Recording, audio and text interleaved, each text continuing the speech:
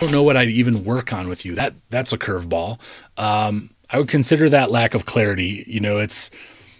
That's exactly what we figure out is what actually moves the needle. It's why I do roadmaps for guys out of the gate, why we have a 3, 6, 9, 12-month plan that's constantly moving 3, 6, 9, 12 months ahead, just like a Gantt chart on a job, because if you already knew, you would have it fixed by now.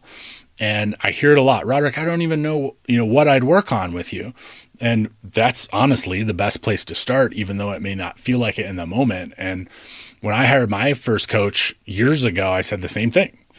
I thought I had a marketing problem. It turns out I had a leadership problem.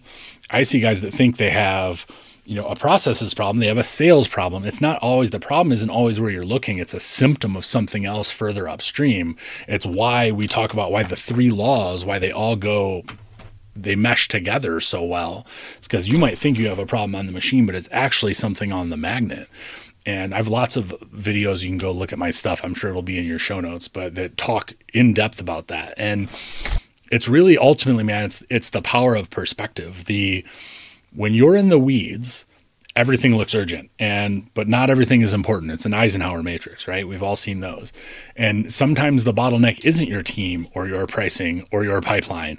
It's you. And that is a hard pill to swallow for me, just like everybody else. And what we do together is uncover what's really in your way. The 1 or 2 moves that make everything easier. I always talk about, right next step. Like when you leave a call, you always know the right next step. You know the 3 things you need to work on in the next week, not the 1,000 things that don't get done and don't move the needle anywhere.